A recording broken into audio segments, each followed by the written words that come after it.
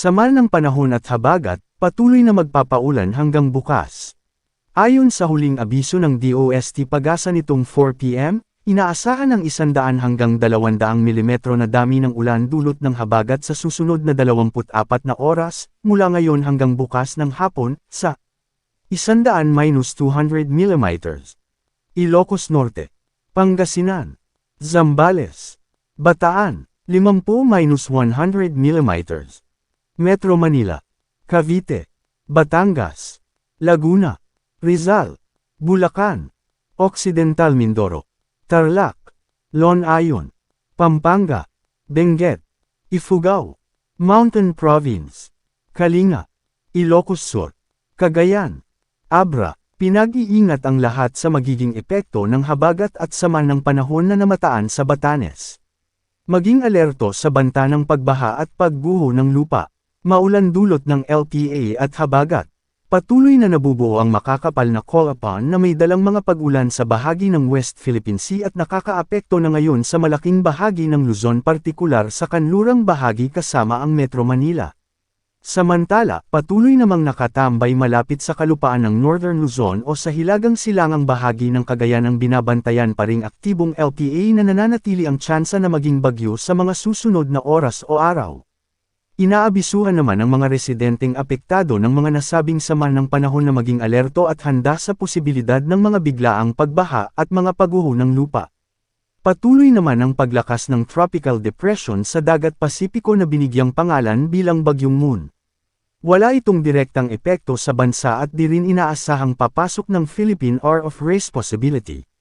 Samantalaga ang low pressure area, LPA, na mataan sa baybayin ng Sabtang, Batanes, ay katamtaman ang tsansang maging isang bagyo sa susunod na 5 araw. Ayon sa Pag-asa, katamtaman ang tsansang maging bagyo sa susunod na 24 na oras. Sa ngayon, nakakaapekto ito sa Ilocos Region, Cordillera Administrative Region, at Cagayan Valley. Dahil dito, makakaranas ng maulap na kalangitan na may kalat-kalat na pag-ulan, pagkidlat, at pagkulog na posibleng magdulot ng mga pagbaha o pagguho ng lupa sa tuwing katamtaman hanggang sa minsang malakas na pag-ulan sa Ilocos Norte, Apayao, Kalinga, Abra, Batanes, at Cagayan. 2. Southwest Monsoon o habagat. Nakakaapekto ito ngayon sa nalalabing bahagi ng bansa, kabilang ang Bicol Region. Dahil dito, makakaranas ng paminsan-minsang pag-ulan na may pabagso-bagsong hangin na posibleng magdulot ng mga pagbaha o pagguho ng lupa dahil sa katamtaman hanggang malakas na pag-ulan sa Metro Manila, Ilocos Sur, Lonayon, Pangasinan, Pampanga, Tarlac, Bulacan, Zambales, Bataan, Cavite, Batangas, Occidental Mindoro, nalalabing bahagi ng Cagayan Valley, at nalalabing bahagi ng Cordillera Administrative Region.